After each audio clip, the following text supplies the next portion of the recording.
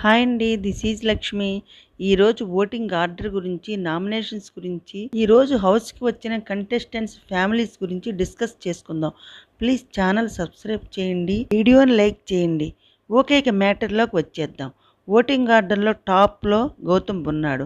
Gautam vote bank కదలకుండా అలానే ఉంది. అంటే గౌతమ్ ప్రతి వీకు నామినేషన్లోకి వస్తున్నాడు. దానివల్ల అతను ఓట్ బ్యాంక్ కదలడం లేదు.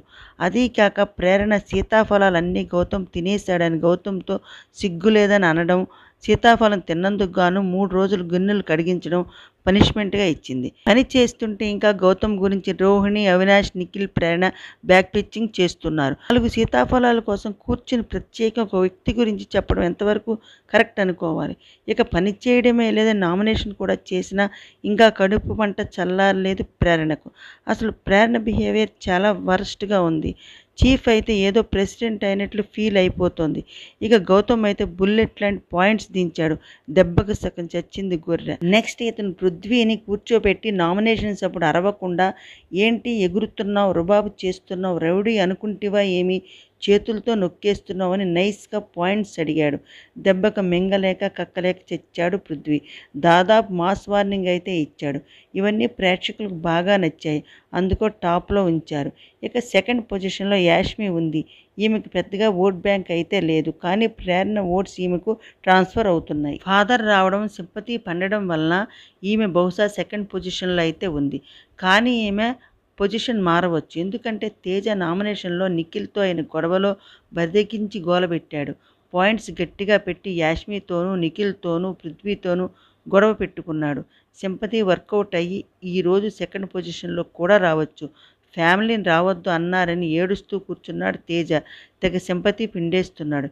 ఇక ఫోర్త్లో పృథ్వీ ఉన్నాడు. ఇతను అగ్రెసివ్గా ఉండడం ఇతనికి మైనస్ అవుతుంది. ఇతనికి నిఖిల్ ఓట్స్ అయితే షేర్ అయి ఉండవచ్చు. ఫోర్త్లో అయితేనే ఉన్నాడు. ఇతను రౌడీలో అందరినీ భయపెడితే గౌతమ్ ఇచ్చి పడేశాడు. నైస్ ట్రీట్మెంట్తో స్ట్రాంగ్ బుల్లెట్స్ దించేశాడు. ఇక ఫిఫ్త్లో విష్ణుప్రియ ఉంది. ఈమె తన ఆటను తానే పాడు చేసుకుంది. రోహిణికి హెల్ప్ చేస్తానని చెప్పి మోటే ముఖ్యం టాస్క్లో చివరికి పృథ్వీకే హెల్ప్ చేసింది. పృథ్వీ ఎంత చీకొట్టినా పిచ్చిదానిలా వెనకాల తిరుగుతోంది. నాకు పృథ్వీయే ముఖ్యం, అతని ఆటే ముఖ్యం అంటుంది కదా.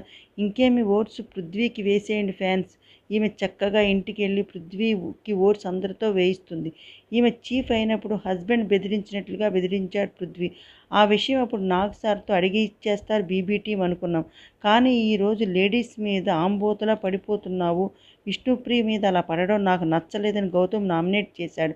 ఇప్పటికైనా విష్ణుప్రియ మారి తెలుసుకుంటుందా, ఇంకా మాయలోనే ఉంటుందా? లక్షలాది మంది ఫ్యాన్స్ ఉన్న విష్ణుప్రియకి ఇలా డేంజర్ జోన్లో ఉండడం చేతులారా ఆటను పాడు చేసుకోవడమే అవుతుంది. ఇక లాస్ట్లో అవినాష్ ఉన్నాడు. ఇతను ఇప్పటి వరకు నామినేషన్లోకి రాలేదు, ఇప్పుడు వచ్చాడు. ఓట్ బ్యాంక్ అయితే ఏమీ లేదు. మరి ఏమైనా నబీల్ ఎవిక్షన్ పాస్తో కాపాడితే సేవ్ అవుతాడు. నిన్న ఇతను గౌతమ్ గురించి చేసిన బ్యాక్ పిచ్చింగ్ ఇంకా ఇతనికి కాస్త ఓటింగ్ అయితే తగ్గుతుంది. ఇక డేంజర్ జోన్లో ఉన్నది విష్ణుప్రియ, అవినాష్. ఇక హౌస్లోకి నబీల్ మదర్ ఫస్ట్ వచ్చారు. పెద్దగా ఉపయోగపడే ఇన్ఫర్మేషన్ అయితే ఇవ్వలేదు. నబీల్కి వాళ్ళ బ్రదర్ వచ్చినా బాగుండేది, కొంత ఇన్ఫర్మేషన్ ఇచ్చేవాడు. కే బ్యాచ్తో చేరి టాప్లో ఉన్న నబీల్ కిందకి దిగిపోయాడు. నెక్స్ట్ రోహిణి వాళ్ళ అమ్మగారు వచ్చారు. చాలాసేపు ఉన్నారు. రోహిణికి అయితే కొన్ని పాయింట్స్ చెప్పారు ఆట గురించి. ఈవిడైతే పర్వాలేదు అని అనిపించింది. ఇక యష్మి వాళ్ళ నాన్నగారు ఎక్సలెంట్గా అనిపించారు. హుందాగా ఉన్నారు, ప్రవర్తించారు. అందరితో చాలా క్లోజ్గా ఉన్నారు. నీ ఆట నువ్వు ఆడు, తప్పకుండా కప్పు కొడతావన్నారు. ఇకనైనా నిఖిల్ జపమ్మని తన కోసం ఆడుతుందేమో చూద్దాం. అక్కడ విష్ణుప్రియ, ఇక్కడ యాష్మి ఇద్దరు టాలెంట్ ఉన్నవారే. కావాలని లవ్వు కొవ్వు అని గేమ్ చెడగొట్టుకుంటున్నారు. ఓకే గైస్, నెక్స్ట్ వీడియోతో మరిన్ని విషయాలు డిస్కస్ చేద్దాం. Thanks for watching.